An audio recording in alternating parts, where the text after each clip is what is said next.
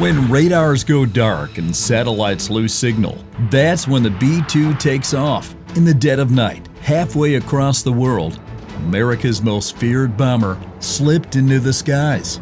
Its mission? Strike the heart of Houthi defenses buried deep beneath Yemen's mountains. This is how the U.S. brings silence before the storm. March 15th, the world holds its breath as the United States activates its most elusive weapon. From Whiteman Air Force Base, Missouri, the B-2 Spirit stealth bombers ascend into the night sky, embarking on a mission cloaked in secrecy. Their destination: 5 fortified underground weapons storage facilities nestled within Houthi-controlled regions of Yemen. Intelligence has identified these sites as critical nodes in the supply chain threatening regional stability.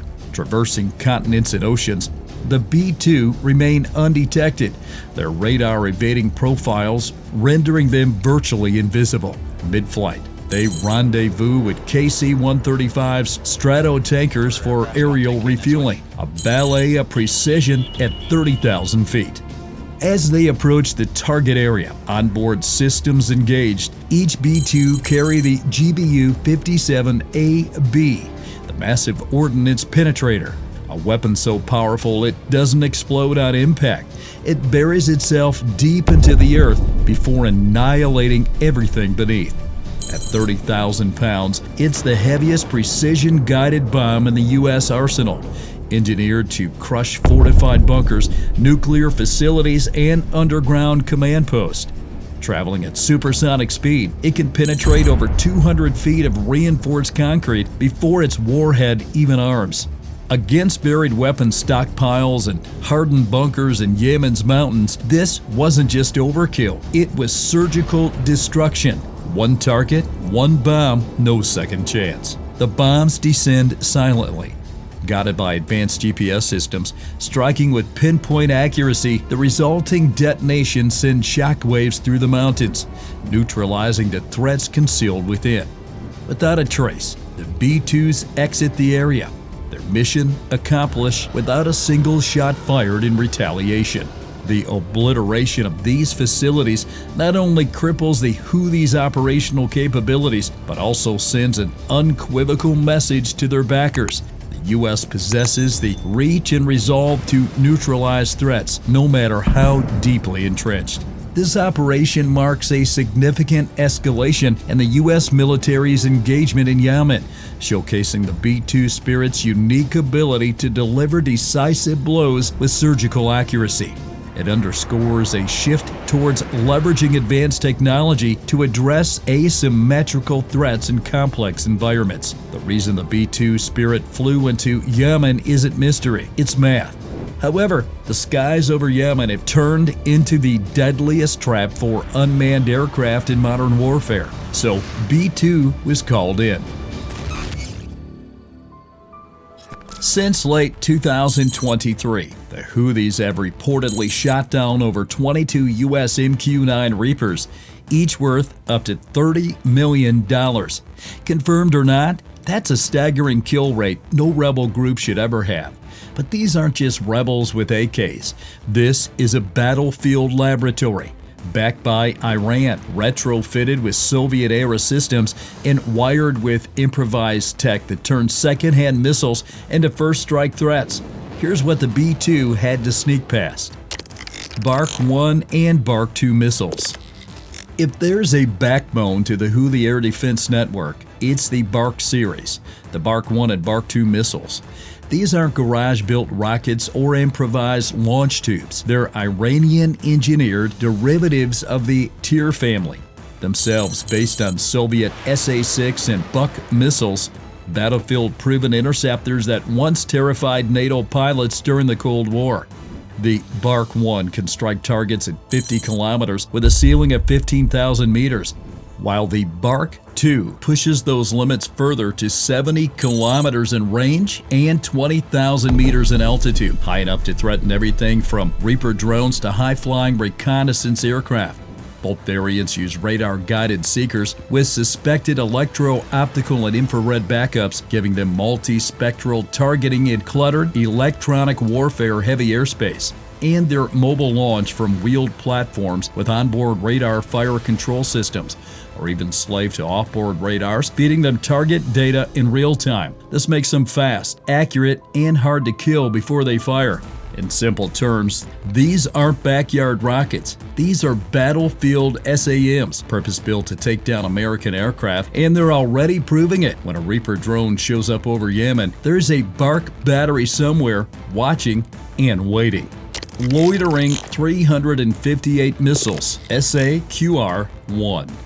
The SAQR-1, known internationally as the Iranian 358, isn't just a fire-and-forget projectile. It's a flying predator. Unlike traditional SAMs that scream toward their targets at Mach speed, the SAQR-1 is turbojet powered with wings, stabilization fins, and a mind of its own. Once launched, it climbs into the sky and begins flying at figure-8 search pattern, quietly scanning the airspace with a collar of infrared sensors wrapped around its body. No radar emissions, no signal to detect. It waits and hunts. The moment a drone's heat signature crosses its orbit, the SAQR-1 locks on and dives like a hawk. And that's when it gets deadly. Its sensor suite is believed to combine IR honing, laser proximity fusing, and possibly even offboard data links, making it one of the most sophisticated non-state air defense weapons ever fielded. And yes, it works. The U.S. has recovered SAQR-1 components in multiple downed MQ-9 crash sites, confirming its use. It's slow, too slow to hit a fighter jet, but for long loiter drones and helicopters, it's a ghost in the sky, one that doesn't miss. If enough of these are launched, they can flood a battle space with heat-seeking orbiting killers. That's not an air defense system, that's a minefield in the sky. The Kib missiles, Soviet killers. The Houthis don't just use missiles, they repurpose them like war hackers. Enter the Kib series, a fleet of Franken SAMs born from old Soviet R-73, R-27T, and R-77 air-to-air missiles. Originally designed to be fired from MiG-29s, these heat-seeking and radar-guided weapons were never meant to launch from the ground. But that didn't stop the Houthis. Stripped from rusting jets, rewired, mounted on trucks, and paired with homemade Iranian-supplied guidance rings, these missiles became surface-to-air killers. The Kib-1. The Kib-1, based on the R-73, uses high off-bore sight infrared seekers, perfect for locking onto drones and helicopters from weird angles without even needing a radar. The Kib-2, the R-27T variant, adds long-range IR punch, and the Kib-3, based on the R-77, is the wildest, a radar-guided hunter on a converted launcher, theoretically capable of BVR, beyond visual range, kills. In battlefield tests, these improvised systems are drowning Reapers repeatedly. They're cheap, dirty, and unreliable, but when you flood the sky with enough of them, something will go down. It's Soviet-era tech spliced with modern desperation. And when your $30 billion drone gets smoked by a missile launched from the back of a Toyota, that's not a malfunction. That's the Kib doctrine working. The borrowed Soviet SAM systems. What happens when you take Cold War weapons, patch them with Iranian blueprints, and connect them with sensors you can't even see? You get Yemen's SAM killbox, a layered, unpredictable air defense web that's drowning American drones at a scale no one expected. It starts with the inherited Soviet-era S-75 guideline, SA-2, and 2K-12 KUB SA-6 gainful missile systems. Big, ugly, radar-guided brutes from the 1960s, originally meant to shoot down U-2 spy planes and NATO strike jets. When the Houthis took over Sana'a in 2014, they took the Yemeni military's missile stockpiles too, and they didn't let them rot.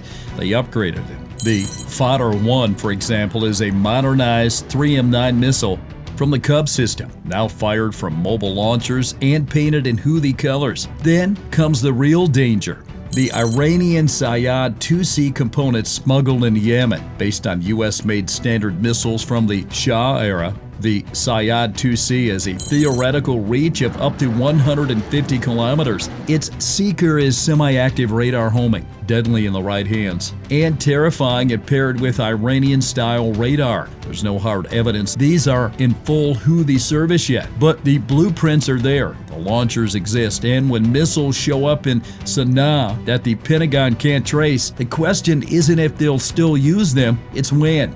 But missiles don't matter without eyes, and that's where Iran's tech plays its quietest card. Forget traditional radars. The Houthis are believed to operate virtual radar receivers, which passively listen for aircraft transponders and communication signals. These systems don't emit, they watch. They track altitude, speed, position, and even call signs. Without ever setting a pulse, U.S. think tanks have warned for years these ghost radars can cue missiles silently, creating perfect pop-up ambushes.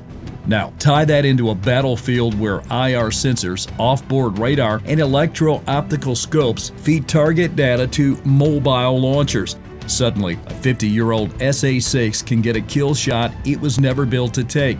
And a missile launcher that was a radar truck 10 minutes ago. Even stealth aircraft, yes, even the B-2 aren't invincible in this kind of kill zone. It's not about raw range or firepower. It's about a threat you can't see until it's too late. Why the B-2 is still the only one that can get through this net.